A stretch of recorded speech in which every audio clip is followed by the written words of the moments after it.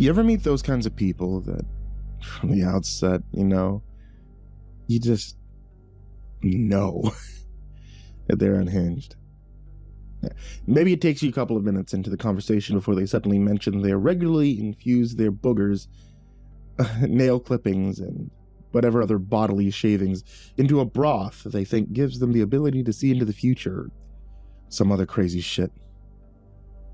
Well, a couple of days after the incident with Gomez, while I was still trying to figure out where to go from there, a patron I didn't recognize walked in. Maybe that's just because word was beginning to get around about the kind of place this was, or they just stumbled in here by accident. Either way, it was a tad strange, as were the moments leading up to it. Cheddar was restless, pacing around the bar constantly. He was never a big fan of thunderstorms or heavy rain, preferring the comfort of his blanket or his best friend's lab. Unfortunately for him, I was anticipating a delivery, and our regulars would need a top-up soon. I should clarify, while our top-shelf merch is our main attractor and isn't paid for with money, we do of course have lower-shelf brews that are chargeable. How else do you think we stay afloat? The delivery came and I thanked the courier, a stack of various concoctions now waiting to be placed in their new homes. A regular had come in as the delivery was finishing and sat petting Cheddar, taking grateful sips of Pulse Thumper as they saw the courier out. The regular's name was Kraus, a short fellow with neat brown hair and thick glasses. He claimed to have once been an insurance fraud investigator that occasionally bent the rules to get bigger payouts. By bent the rules, I of course mean he started fires that couldn't be put out, though he was careful to ensure nobody was ever present at the time. There was still something to his story, though, and until he told me everything, I was destined to keep on seeing him and dish out cheap advice. "So you just straight up torched this motherfucker where I'm sitting?" he asked, a boyish grin over his face as Cheddar lapped up the attention. "Yeah. Melted him to the floor before my partner did his thing. He deserved it," I replied, cleaning away the 4 empty bottles Kraus had already had. "Oh, you're a beast, Sully. Why would you get involved in this? Ain't like you to meddle. This place is meant to be free of judgment, right?" I paused. He was right, and I was definitely not going to make any friends by doing this. But I looked at the ultrasound photo and the coat rack area before replying. We have a section of Lost and Found, as any bar does, but ours has been steadily accumulating more of the lost. It's becoming a concern. These people are going fucking missing, Kraus. I sighed. My shoulders felt heavy just thinking about all the people I'd gotten to know that were lost to the ether. I saw Letty in the way that she was, and, well, I guess fate intervened and the photo fell out and Gomez walked in. Kraus chuckled, finishing the bottle and grabbing his coat. "Well, you're a stubborn bastard, so you're in for it for the long haul either way. I'll be right there with you. Look, I gotta shoot, but I want some of that Emporium whiskey next time I'm in, okay? Maybe then I'll tell you the rest of my story." He looked over at the grand booze flask sticking out of the crate, a royal seal adorning it, the label beneath reading, "McGill's Distilled Black Sea Extract. A way to float or to sink.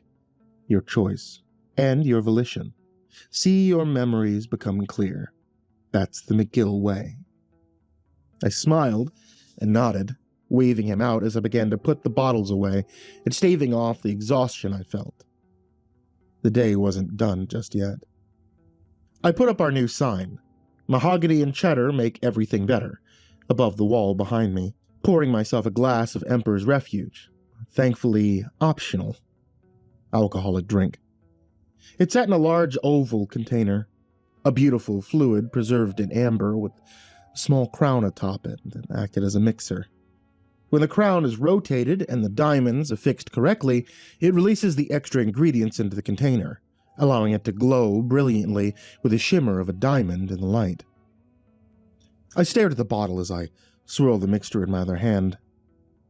The label, in a garish font befitting that of royalty, beamed back at me. "Noble blood proudly present the Emperor's Refuge, for when even the most diligent man must rest and clear his mind." I don't know about that one, Chief. I'll take a rest all the same, I smile. Cheddar walks up expectantly, his tongue hanging out as I down the drink with a heavy gulp. Yeah, you're royalty too, buddy. You're the Duke of Scraps and Barks. I pat him as he licks my hand. A brief moment of reprieve before the sound of thunder and the door being kicked open causes him to sit upright and bark, shattering the tranquility. Standing in the doorway and shrouded by a thick blue robe was a tall, thin individual that I'd never seen before. He didn't so much as move as he did glide towards the bar, not a drop of water leaving his person and staining the wooden floors. Cheddar moved behind me and whined. Something about this guy isn't right. This is the place. Yes? A raspy, well-spoken voice called from beneath the hood.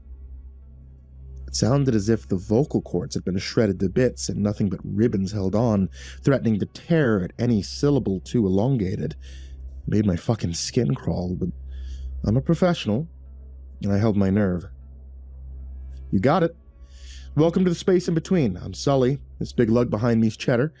What can I get you? I opened my arms and gestured to look at our stock. The eyes do not move, but the face gets closer.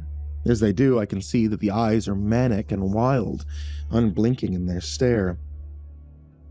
If I look close enough, I dare say they were even shaking.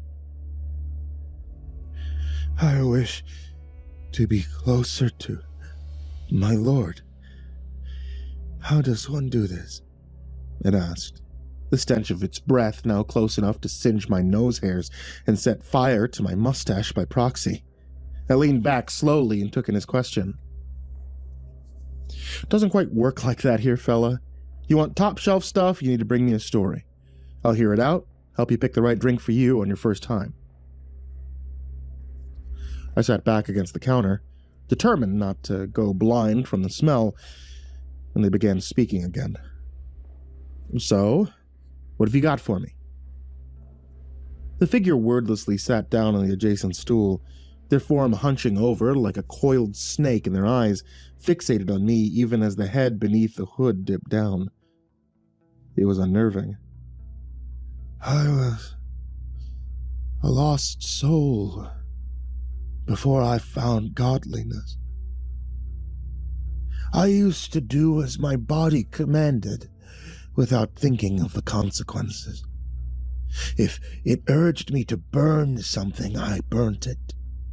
If it willed me to hit someone, I hit them. If it compelled me to, well, I may not have seen the smile beneath the hood, but I could fucking hear it in their voice. And I didn't like where this was going, but hearing them out was part of the job, so I held my tongue. For the longest time, I did as I wished. But one day I grew too bold and my wings were clipped. I gazed upon the sun and saw the true face of salvation, the light shining through him and forcing the light within me up and out through my chest. The light inside is the path I needed to give myself purpose, but... He paused, the arms under his robes trembling as I sensed frustration building in him. The smell of stale water running through the whole bar, making me gag.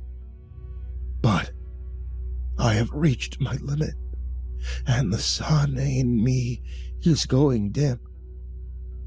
I heard about your establishment and the unique properties it possesses.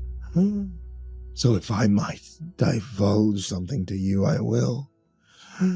But your concoction must do the job, my friend. I gave him the once-over, and beyond the obvious fact that he was cloaked and smelled worse than a corpse in the midday sun, there was something off about him. Maybe he knew something. I glanced at my top shelf and saw a bottle roughly the size of a skull sitting dutifully on the far end, waiting to be grabbed. It had a good weight to it, various tendrils forming hooks to hold on to, the base of the tendrils wrapped around a face with a look of abject terror permanently across the only visible eye, the other having the socket bored into by a thick black tentacle and exiting out of the mouth as a spout. A murky red liquid sloshed about as I set it down, the label reading, "The elixir of Nortia, the river of fate washing down your throat, never ceasing and singular in its direction. You take this,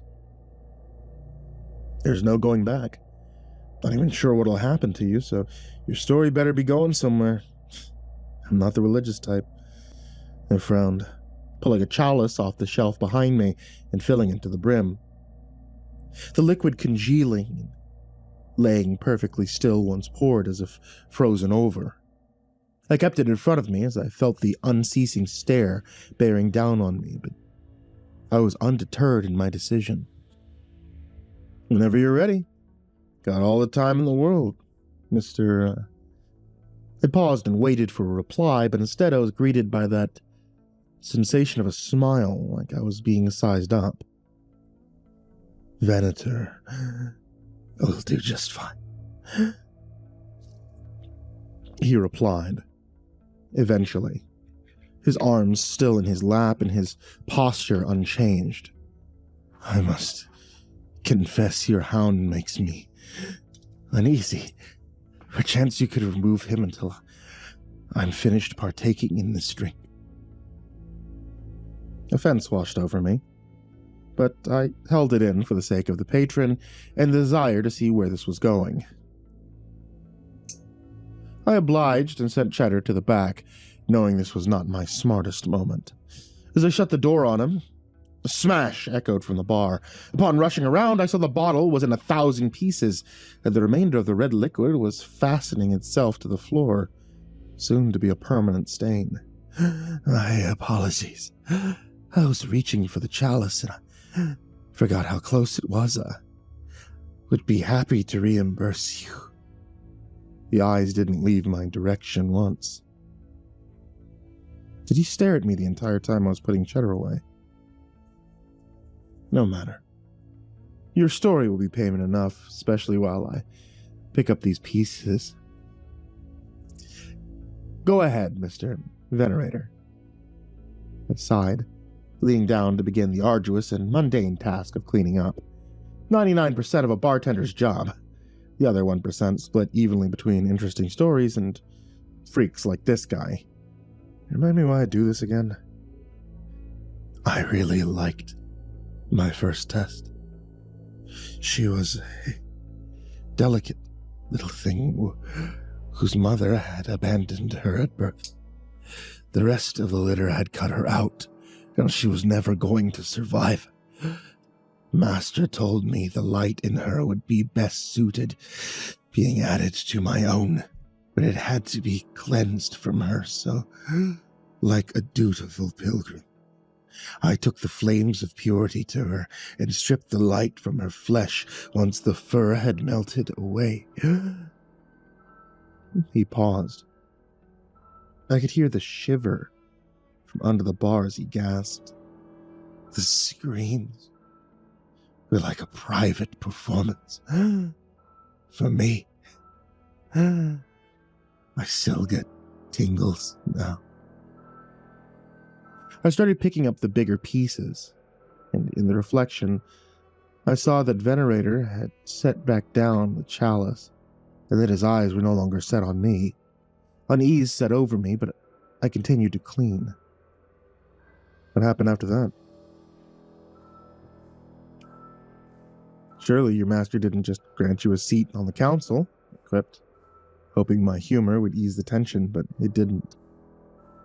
He told me I couldn't be present for the graduation ceremony, but I had a more important job to undertake. My second assignment was dull compared to the first one. I was to gain his favor by ensuring his actions were seen to the end. No matter what it... what it... He began coughing and hacking, pushing himself away from the table as the drink began to take effect. The elixir of Noria wasn't just a way to get closer to your chosen idol, metaphorically. It shifted you to be what they wanted, regardless of the circumstances. I had no idea what it would do to him once it took hold, but it was my chance to learn more, and I wasn't willing to let it go. As he curled over on the floor, I got to my feet and leaned over the counter to talk to him. I could see the exposed skin on his arms beginning to grow gray and the nails lengthening to form sharper claws. Your master, he did something, didn't he? Something you wanted to be a part of? The venerator didn't reply. He didn't even move, save for some light breathing. I'm still figuring out what he did and how the hell someone like you found this place. You don't think I realized what you are? Playing a dangerous game coming here in your condition, you know that? This isn't the first out-of-the-way bar you've been to, is it? Well, I didn't go out much. I wasn't the only unusual bar around, and my colleagues had been murmuring about a weird visitor. Strange hooded people asking for very specific top-shelf concoctions that they should have no idea about, with stories that seem far too strange to be real. I'd even known a few places to go dark not long after mentioning this, so I'd been mindful of newcomers since then. What did your master want with Letty? She's just an ordinary woman. She led a good life. Help me understand. I leaned down to pick him up, and I could see his body shaking. A weak laugh emanating from beneath the cloak. A hand appeared before I could react and lifted me up off my feet with ungodly force, the frame now standing up and becoming taller as it does so, far taller than before. I kicked my legs, but I couldn't find any footing or area to reach. I was completely at his mercy. The voice no longer raspy as it spoke, but booming and guttural. She was a crucial part of the ascendancy. Reverence and disquiet saw the potential in her and told our master she was the one. They were tasked with taking her memory, while our master fed on her young, taking a light before it was a chance to glow, bringing extra brilliance to his hue. The venerator's eyes now filled with such joy, and for the first time I could see something beneath it. A swirling mass of tendrils running across scarred and leathery skin with exposed pink flesh, the nose stripped to the bone, his eyes hanging in jagged sockets. But my job was special. Master took my light and dimmed it just enough that I'd send out the signals for your bar to appear. Master said this is how people locate you when they need you the most. I began sweating. My vision blurred, my chest felt hot as I gasped for air that wasn't coming.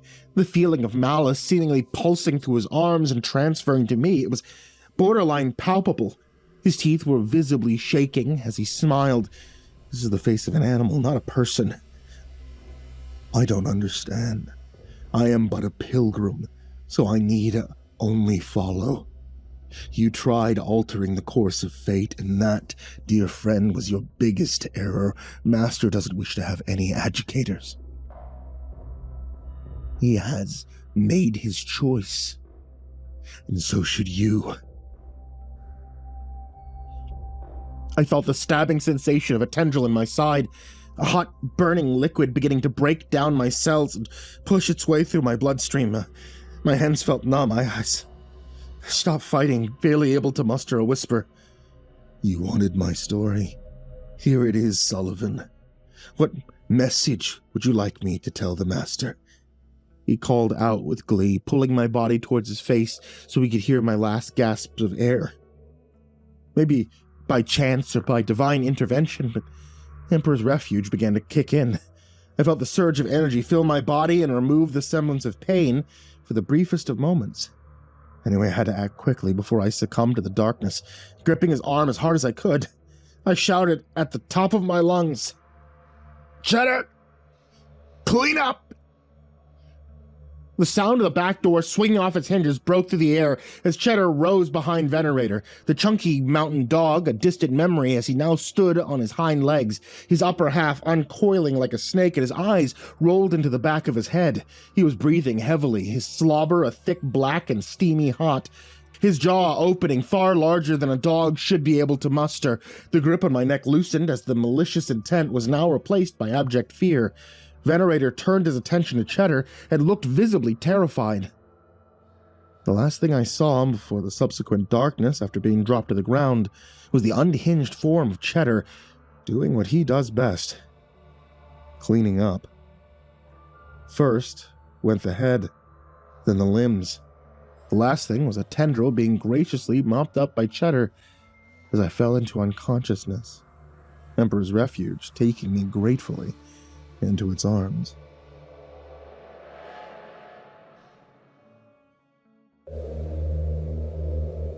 My memories flooded me while I was surfing in the darkness. Memories of a man I used to be. Of someone who could barely hold a sentence together without the voices overtaking me and driving me to total madness.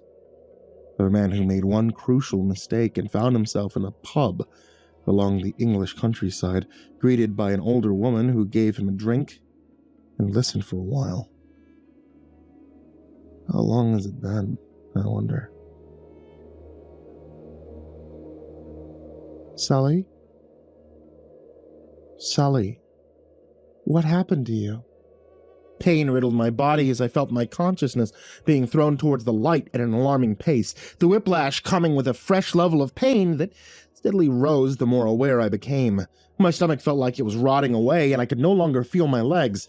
Cheddar whined, and the unfamiliar voice of a woman with dark skin and curly black hair became apparent as she kneeled over me, her eyes darting across my damaged body. "What do I do, Sully? Tell me I'll do my best, okay?" she said calmly, her bedside manner giving me even more cause for concern of my well-being. I tried to move, but the pain was so intense that I felt consciousness ripping away from me if I dared to venture too far. I cast my eyes to her and to the bar above me. Top shelf, middle, far at the back, silver bottle, the chain around it. Ice cold to the touch. I foolishly tried to move my arm on instinct, and again the pain tugged at my mind, reminding me of my error. The woman sprang to her feet and rummaged on the top shelf, the urgency causing her to knock a couple of bottles aside, much to my dismay. Sure enough, she got her hands on the silver bottle and brought it down to me. It's something I had not seen in many, many years. It was more of a teardrop than a standard bottle. The chains around it silver, even to this day. A small combination lock at the top by the cap. I whispered the number to her, and she pulled the cork off, a chill rushing through the room. She read the note on the side, a teardrop falling from the moon with a trail effect burning off of it, as the logo reads, Professor Ambrose Ashton Smith's Silver Tear Potion. Your cycle shall not end so long as you keep this close. 1 glass for injury, 2 for death. Springing to action, she poured out 1 glass, and the bottle fell empty at the very last drop. She didn't register this, however, and propped the glass under my lips as I gratefully drank.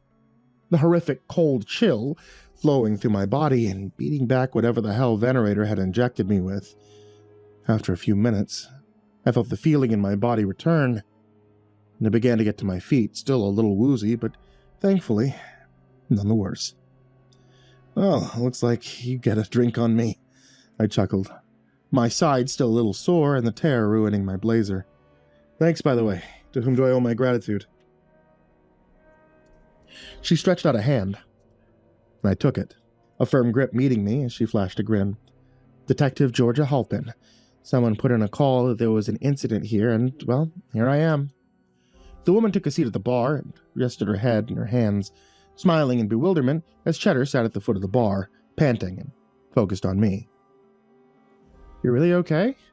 The hell was in that drink?" Favor from a long, long time ago. Wouldn't be able to use that again. I was really hoping it'd come in handy during an epic battle of some kind, but hell, I never go anywhere. So, I guess it is what it is." put the bottle away in a small box underneath the bar, and began to properly take in Halpin. She was in her late 20s, athletic, sporting a smart, casual attire that suggested she took her job seriously but enjoyed being sociable, a definitive uptake from Mr. Sewer Nightmare earlier on. Her hair was tied back in a bun with a long golden pen in the center. "So how does this place work? How much do I need to fork out for you to bend an ear?" she asked coyly. A flash of pearly whites as I reciprocated. "You just need to tell a story, but since I owe you," I trailed off, realizing what I was actually saying, but she caught on quickly. "Since you owe me, you've got to tell the story.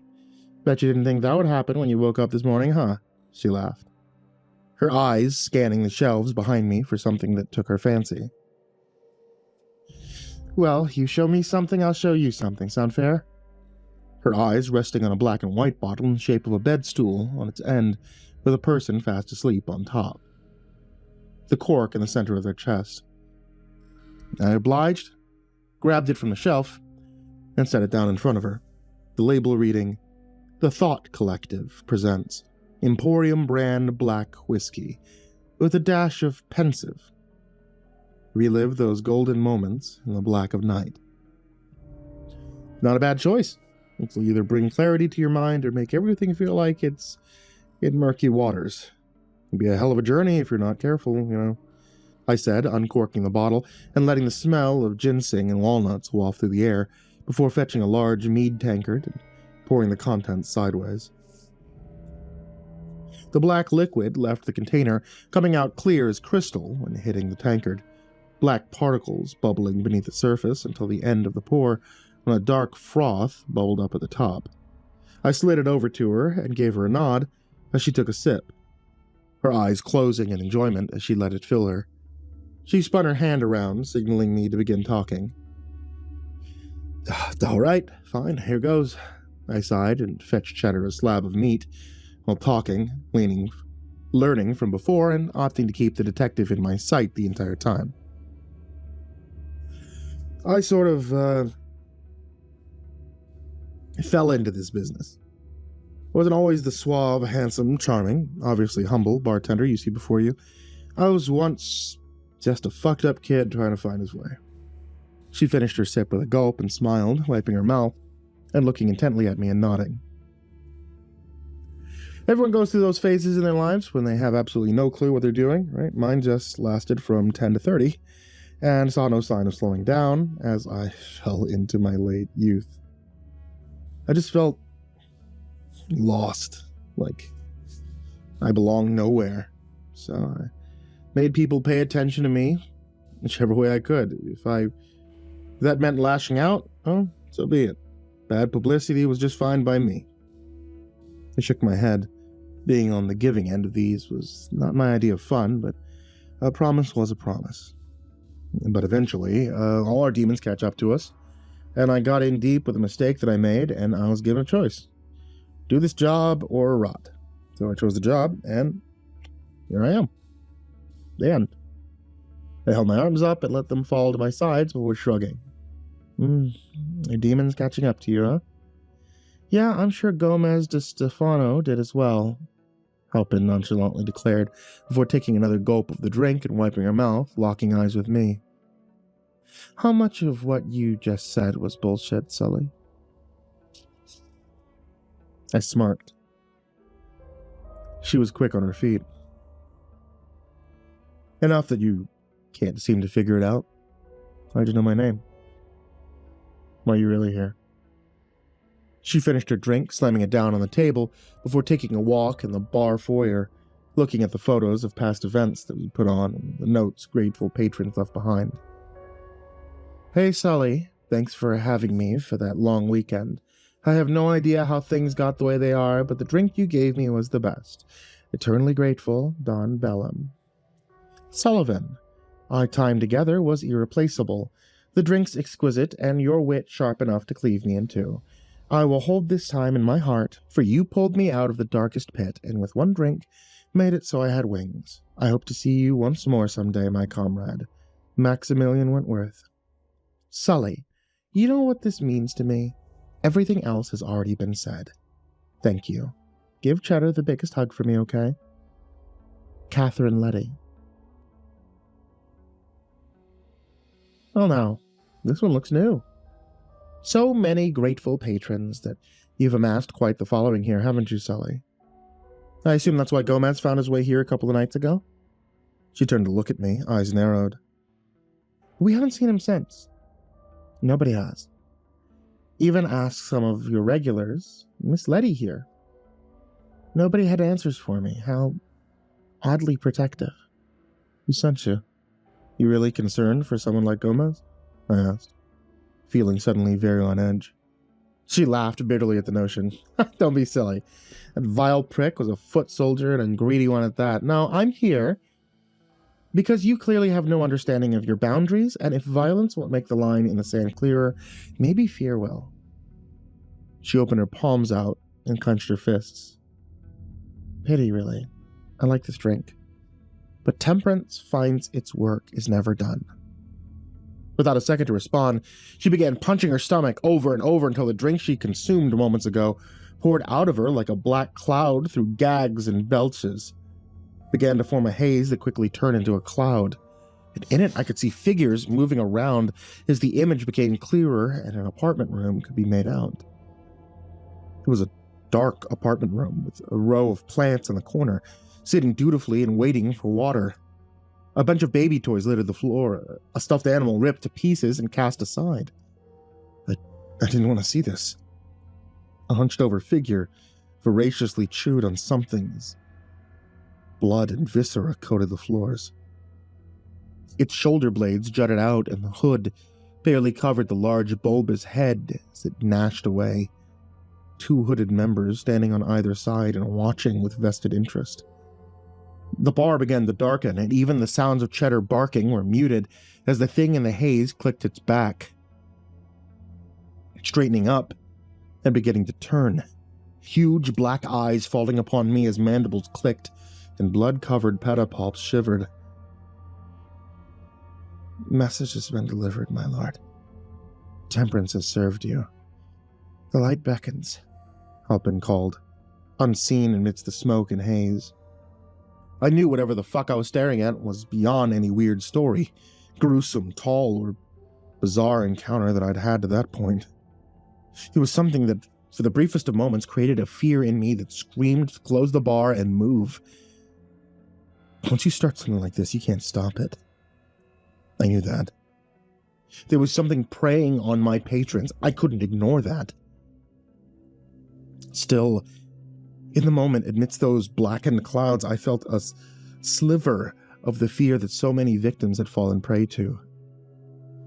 But I was so worried would continue to befall them if I stood idly by when they came to me for help.